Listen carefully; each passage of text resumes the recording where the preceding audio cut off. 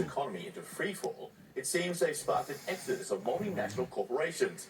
And the companies not cutting ties completely with Russia are significantly limiting their exposure. And it won't take long before the average Russian takes notice, whether it's not being able to buy the latest iPhone or not see the latest movie release from three big Hollywood studios. CNN's Brian Todd has details. Soon, no amount of waiting in line will get you a coveted new iPhone in Russia. Apple has announced it's stopped selling its products in Russia and has moved to limit Russians' access to digital services like Apple Pay. Huge lines of people in the metro who were used to using Apple Pay or using a credit card, now they had to find cash. I'm so used to having my Apple laptop, phone, earbuds, and watch. If I lose it all, I will be very disappointed. Apple is joining a growing roster of major companies who are either pulling out of Russia completely or scaling back operations, seeking to punish Vladimir Putin and his country far beyond the battlefield. Essentially, a new Iron Curtain is going up around Russia right now and is becoming more isolated than at any moment since the Soviet Union collapsed. The Ford Motor Company says it's winding down operations in Russia. ExxonMobil is pulling out of its last major oil and gas project in Russia and pledging not to invest in new developments there. BP and Shell say they'll get out of their Russian businesses, taking hits of billions of dollars to their balance sheets. American Express is terminating its relationships with its banking partners in Russia. The world's biggest container ship operators, Maersk and MSC Mediterranean, are halting their cargo bookings to Russian ports. Which is the most devastating to the average Russian? Well, maybe the most is actually Maersk and the shipping companies, which have stopped shipping just about anything. So that's not just iPhones, that's about any consumer goods that are imported from abroad. In the short term, that's going to be a significant impact.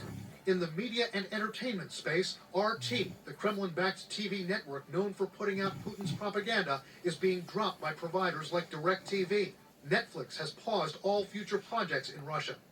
Disney and CNN's parent company Warner Media have stopped releasing movies there. While the moral component is a strong motivation for these companies, are they also pulling out of Russia to avoid PR headaches? Well, it's pretty easy to have it be both, in fact, because there's so much risk, not only reputationally, but also from a legal perspective.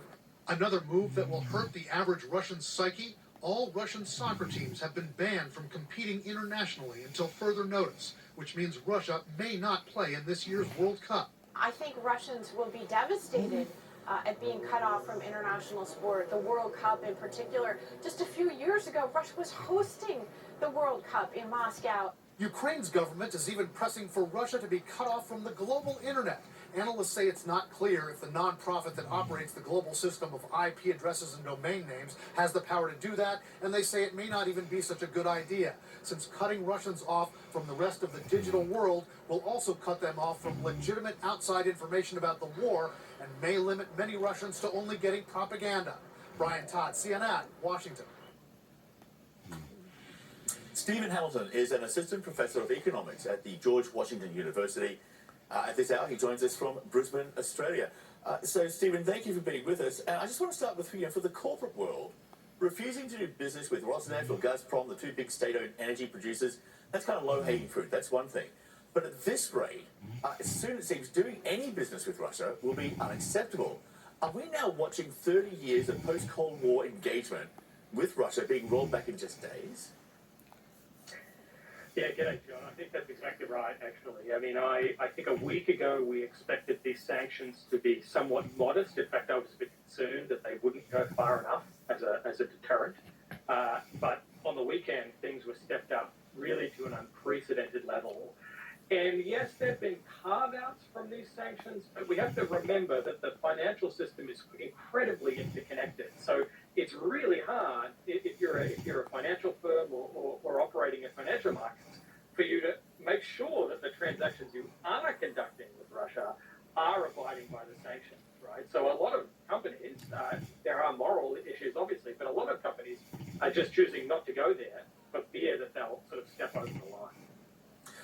To get around some of the sanctions, Russia could turn to cryptocurrency. China could try and make up for the loss of the consumer goods to a point. Then there's the ongoing revenue, which is still there from the sale of Russian oil and gas. That hasn't been sanctioned. But here's how President Joe Biden answered a question about that on Wednesday. Listen to this. Nothing is off the table. Essentially hitting Russian oil and gas, it's on the table, and it's not without price though for the West. So would it leave Putin though with very little else to lose if they went that far?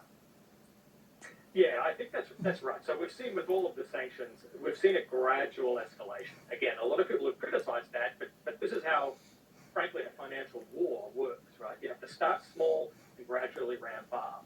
As you said, if you go too far, then the other guy's not left with anywhere to go. So at the moment, you know, the sanctions are very significant. They're very stringent, and frankly, they're devastating Russia's financial system and Russia's economy, but they aren't all the way. The issue is the next stage of really cutting off those commodity exports. Yes, they would decimate Russia, but they would also have massive effects on the European economy, the US economy, the global economy. And at a time when inflation is so high, where these leaders are coming under political pressure from gas prices, it's a pretty hard thing to do, right? So I think they're trying to keep that in reserve and wait and see what Russia does. We heard from the Kremlin spokesman Dmitry Peskov, who said Russia's economy is experiencing serious blows. But there is a certain margin of safety. There is potential there. There are some plans. Work is underway. All this sort of stuff. There was a lot of work done over a period of years long before this invasion of Ukraine. But overall, have Moscow's efforts to try and insulate the Russian economy to build this fortress Russia, have they been a failure, a dismal failure? Well, you mentioned before, the integration of Russia into the global economy, and I think that's something you simply can't get around. Russia is highly integrated, so they have some manufacturing, but a lot of that manufacturing relies on foreign imports. So you might need a Taiwanese microchip for your rockets that you produce in Russia, right? And there's kind of no way to get around that. So really, regardless of what they've done, Russia is still heavily reliant on the rest of the world. Now, they built this really big foreign exchange reserves, more than $600 billion, this huge war chest, to protect themselves against sanctions, right? So to have that there as something they could use to prop up the currency and do all sorts of other things. The trouble is they didn't count on the West freezing that war chest, and that's the measure on the weekend that really threw the whole financial system into chaos. Stephen Hamilton, economist and fellow Brisbane boy. Thanks for being with us, Steve. We appreciate it.